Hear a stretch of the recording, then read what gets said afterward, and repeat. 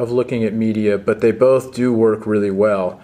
We'll run this demo video on the 8900. John Mayer, who I really can't stand, and then we'll call up a video on the Storm as well. Now, when I first, when I first unboxed and reviewed the Storm, I launched this video and it crashed the phone really hard. I think since now they've gotten that worked out a little bit. You know, your media experience is going to be a little bit better on the Storm just because the screen is bigger, and you know, your full screen mode is in widescreen on the Storm. But you know, the 8900, the screen is really crisp. It looks really nice. So not a lot to complain about there, as long as you don't mind the smaller screen. And that kind of brings me back to what for me is kind of the crux of these two devices, and why I'm calling the dogfight as I'm calling it in terms of a winner, which is, what do you want out of your phone? And for me, if I'm getting a BlackBerry, the BlackBerry email and messaging experience is first and foremost. And I understand that there are some people who need to have a BlackBerry for work reasons, or you know, are reliant on the BlackBerry email system, or have to be on Verizon and want a really cool touchscreen media phone, and so that's where the Storm comes into play. I get it, I understand. But for me, when I'm looking at these two devices head to head, it's a BlackBerry, and I want the best messaging experience possible. And for me, that's the 8900, and it comes down to the keyboard. Actually using the keyboard, as well as I really like the trackball for getting around. But actually, you know, composing messages and typing and everything, you can't beat the experience of the actual keyboard, even though I can't spell today.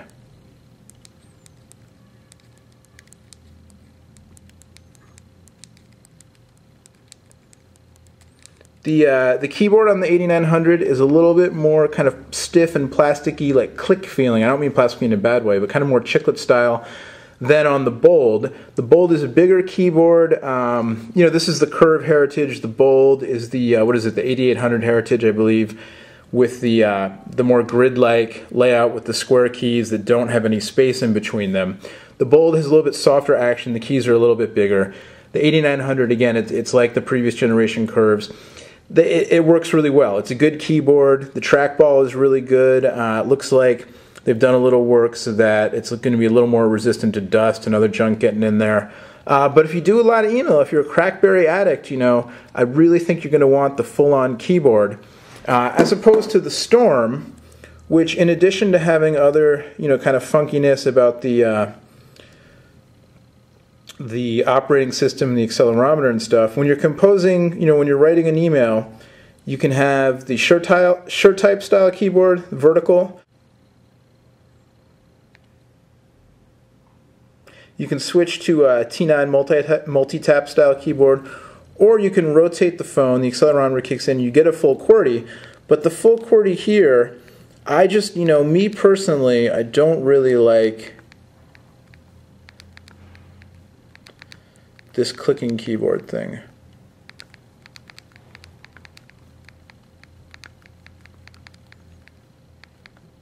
That being said, I just did pretty well with it.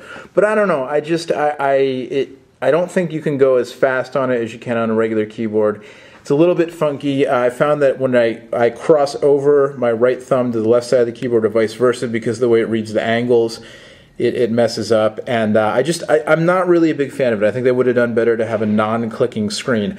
That being said, I've gotten a lot of responses from people who have the Storm and love it and are just like, dude, you don't know how to use it, or you know, what have you. So that's really a personal thing. If you're interested in the Storm, just go, I mean, either phone, go try before you buy. But for me, the actual physical QWERTY keyboard, you know, outweighs the importance of the full touchscreen and media experience, because it's a BlackBerry. And, you know, if you want a heavy-duty media phone, there are other choices that I think are a little bit better than the Storm. But again, like I said, if you're tied to BlackBerry, you're tied to Verizon, and you want the cool touchscreen and the big screen for looking at photos and videos and stuff like that, I get it. I get why the Storm is out. I get why it's popular. I get why they did it. It makes a lot of sense. Both devices also feature 3.2 megapixel camera, autofocus, flash, and video capture. Amongst the best cameras, if not the best ones that BlackBerry's ever had in a phone. That being said, it's still a cell phone camera. You know, these are not on par with something like the Moto Z and ZN5, which is maybe the best camera phone available, at least on a U.S. carrier, or the higher-end Nokia phones. But definitely, you know, a step up from the older black phones, and both of these things kick the iPhone's butt, that's for sure. All right, so as you can see, these are both really full-featured devices, and you know they really try to merge the best of two worlds with the legendary BlackBerry email service, which is still the best in the business when it comes to, you know, getting your email delivered to you instantly, push email, full-featured messaging with the IM and the BlackBerry Messenger and all that stuff. But then also combining that with some newer consumer features that people, you know, really seem to want out of their cell phones, namely full web browser. Both phones feature the new OS 4.6. The in true T-Mobile tradition, the 8900, you know, T-Mobile's often last to the game, but they usually get it right. And the 8900, you know, hasn't actually shipped to consumers yet. The version that I have, like I said, works really, really well, except for some minor Wi-Fi issues, some battery life issues, which apparently the newest build, the 0.33 build, which is leaking around the internet in a beta at the time that I'm recording this, seems to correct those battery issues. So hopefully by the time it actually ships to consumers, all that stuff will be kind of taken care of. And then the Storm, you know, it shipped. It was a mess when it shipped.